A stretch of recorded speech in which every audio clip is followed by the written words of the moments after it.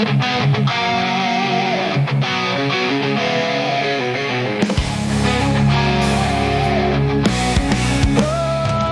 timur hingga barat kita bersatu, semangat membara melangkah maju, mimpi besar takkan pernah layu demi satu. Setelah melihat timnas Indonesia gagal lolos ke babak semifinal Piala AFF 2024, Pak Erick Thohir gak akan ambil pusing, karena masih banyak urusan yang akan mereka urus, termasuk mempercepat proses naturalisasi pemain baru seperti Ole Romani, Pascal Struijk, Jairo, hingga Emil Audero.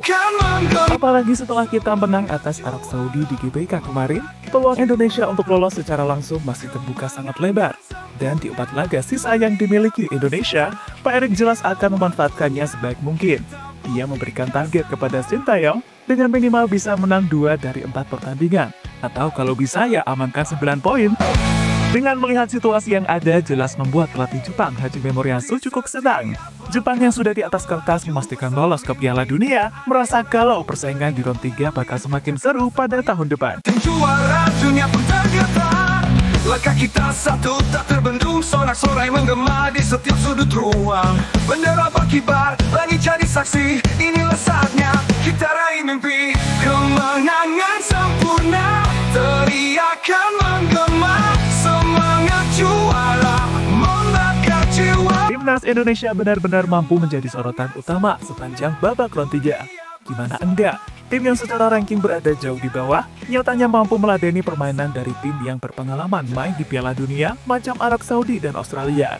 Ya, raihan 6 poin dari 6 pertandingan dirasa menjadi langkah awal yang bagus bagi tim Garuda untuk berjuang di bulan Maret tahun depan. Tentu saja, apalagi di 4 laga sisa, timnas Indonesia akan diuntungkan dengan menjamu Bahrain dan Cina di kandang sendiri alias di GBK.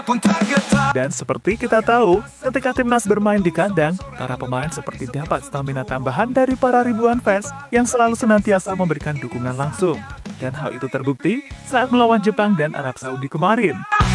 Meski kalah dari Jepang, para pemain telah menunjukkan performa yang terbaik, dan saat melawan Arab Saudi membuktikan kalau mereka ini emang layak menang dengan perjuangan tanpa lelah di atas lapangan.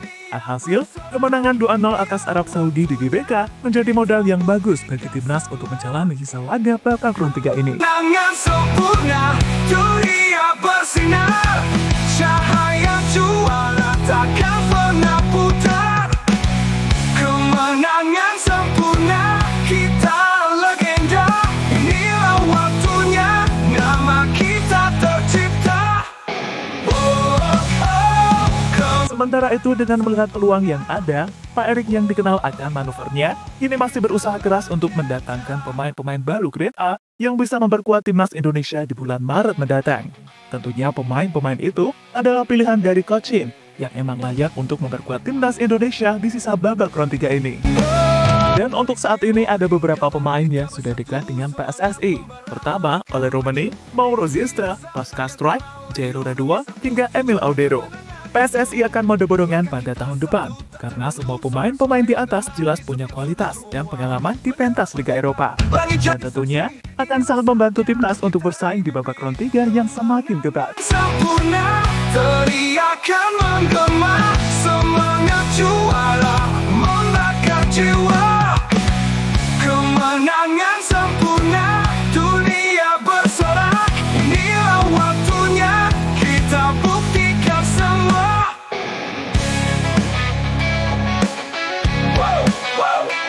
Prediksi line up timnas tahun depan. Ya, apabila semua berjalan sesuai rencana, maka starting 11 Indonesia dirasa akan jauh lebih menarik dan lebih siap, khususnya untuk bersua Australia dan Bahrain di bulan Maret nanti. Mengingat itu adalah laga tandang dan kandang, jadi mau tak mau harus bisa dimaksimalkan. Walaupun pastinya sulit banget, terutama ya ketika bertandang ke markas Australia. Nah, dari pos kiper, jelas Marten Pas adalah yang utama, dan Emil sebagai kiper kedua. Lalu 3 back di belakang, ada trio Rizky Ridho, Jay Insas, dan Matthew Gers. Akan jadi andalan. Dan Kevin Dix juga masih jadi opsi untuk lini belakang timnas Indonesia. Semakin banyak opsi Sintayong, makin mudah untuk menjalankan strateginya ya guys. Lalu wingback kanan tetap Chandy Walsh, dan kiri sudah pasti mas-mas imut Kelvin Verdong. Di tengah, kami rasa Tom Haig ini cocok ya sama Jairo, Kalau sama Ivar agak sulit, karena baik Tom ataupun Ivar boleh dibilang setipe. Titipan inilah yang menarik ditunggu. Rio Rafael di kiri, Wak Haji Ragnar sebagai Fast Nine, dan Eliano di kanan. Dirasa akan jadi opsi terbaik, barulah ketika di babak kedua, coaching bisa menemukan Ole Romani jika semisal Rafa nggak perform. Setelah itu Wak Haji yang digeser ke kiri dan Ole menempati posisi real striker. Ya intinya coaching akan banyak opsi lah, dan mudah-mudahan banget rumput di GBK itu beneran bisa mulus, minimal pas kayak lawan Argentina. Karena jujur aja, ketika main away, kenapa permainan kita lebih bagus? Selain tekanan yang gak begitu besar, faktor rumput juga jadi alasan utama. Ya gimana mau main bagus? Wong bola pas ditendang rumputnya ikut jengat gitu, kan ya susah juga. Lagian gak malu apa? Karena tau sendiri, laga Indonesia ini sekarang paling banyak disorot. Kemarin aja pas lawan Jepang dan Arab Saudi, rumputnya masih banyak dapat hujatan. Jadi ayolah sama-sama biar timnas ini mainnya bisa maksimal. Kemenangan sempurna. Kita legenda.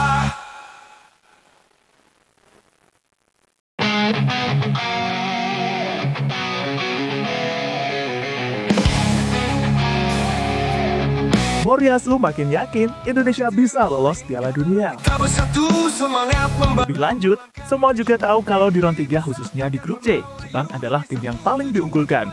Hal yang wajar karena dari segala sisi, Jepang emang punya segalanya untuk itu. Dan sebaliknya, Indonesia yang dianggap bau kencur ini tak lebih dianggap sebagai tim hore. Akan tetapi pelatih Jepang Hajime Moriyasu secara tegas mengatakan kalau ia justru lebih tertarik dengan Indonesia dibanding tim lainnya.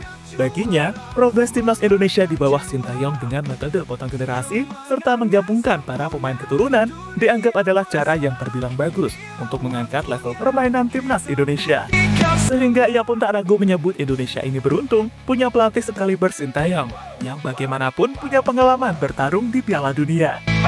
Akan tetapi Moriyasu juga memberikan pesan kalau Indonesia ingin bisa tampil maksimal, maka ada beberapa aspek yang harus mereka benahi. Indonesia berkembang pesat di bawah kepemimpinan pelatih Sintayong. Tentu saja kami perlu menunjukkan performa yang lebih baik dari sebelumnya untuk menghadapi mereka. Menurut saya, mereka harus memperkuat pertahanan dan penyerangan. Selain itu, mereka juga perlu meningkatkan kualitas umpan-umpan ke depan dan menjaga clean sheet dengan pertahanan yang stabil, kata Hajime Moriyasu yang dikutip dari laman Newsone. Namun, dengan perkembangan pesat yang ditunjukkan timnas Indonesia dalam beberapa tahun terakhir, ditambah dengan bergabungnya sejumlah pemain keturunan top Eropa, membuat Moriyasu semakin yakin kalau Indonesia bisa lolos ke Piala Dunia menemani mereka. Dan seperti kita tahu, kalau Jepang ini sudah di atas kertas memastikan satu tiket ke Piala Dunia 2026 dengan catatan 13 poin. Setiap langkah kita melaju bersama mimpi tak ada yang ragu. Keringat mengalir, kerja keras terbayar, kita tim juara, dunia pun tergetar. Langkah kita satu tak terbendung, sorak-sorai menggema di setiap sudut ruang. Bendera berkibar, langit jadi saksi, inilah saatnya kita raih mimpi. Dan terlepas dari apapun, intinya segala hasil yang ada di round 3 nanti, pasti itu sudah diperjuangkan sebaik mungkin oleh semua elemen timnas. Emang sih berat banget, tapi ibarat peluang kita hanya 1% pun, ya udah gimana caranya buat 1% itu jadi sangat berarti. Kuncinya tentu saja doa, kerja keras, kekompakan, dan fokus. Oleh karena itu semoga semua yang disiapkan bisa berjalan dengan lancar, termasuk menambah kedalaman skuad dengan para pemain geletak.